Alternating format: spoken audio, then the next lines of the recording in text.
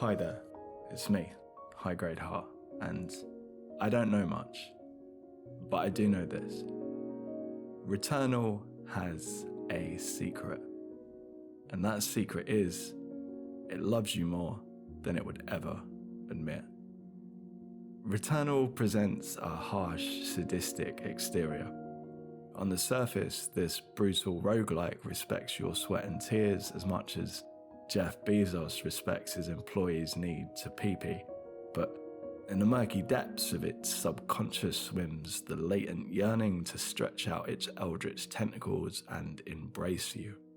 Every alien chirp and chthonic cackle at your demise is hiding a deeper truth. Despite what it wants you to think, Returnal is on your side. I have a question. Do Returnal's aliens fight each other when Celine isn't around? They don't look like the type to get on, and yet when Celine enters the arena, whatever potential malice or hierarchical struggle or prey-predator relationships that might define their ecosystem are forgotten. Celine must die. This is normal. Games, especially the games that want us to feel small and helpless and powerless and insignificant, are built on the assumption that we are the most important person, not just on screen, but in the world.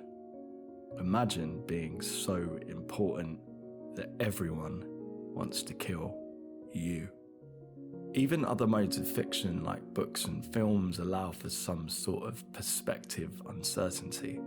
There's an unspoken suggestion that, to some degree, every narrator is unreliable.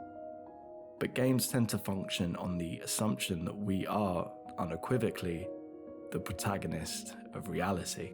So when people speak about difficult games with harsh worlds being quote-unquote indifferent to the player or player agnostic, I'm skeptical, or at least concerned that this has become a truism that stops us appreciating just how carefully some of these worlds are constructed. It's often the worlds that seem most indifferent that are the most carefully designed to ensure that the player has a chance.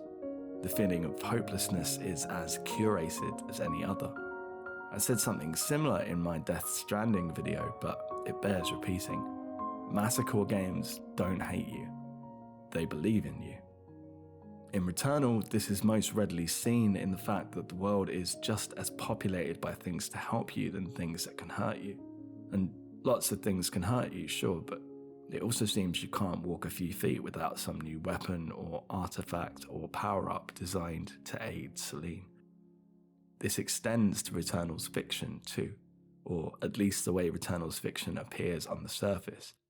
It invites through mystery and it beckons with hostility because the stranger and more hostile it appears, the more fascinating its world becomes. Its outward hostility and tantalizing inscrutability is paradoxically an act of love, of deeply generous, deeply immersive escapism.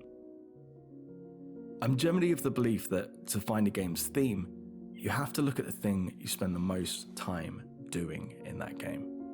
Monster Hunter, for example, can have a cutscene about how the hunters need to kill animals to protect the ecosystem. But if you spend 100 hours carving up animals for fun and profit, then the game is about killing animals for fun and profit.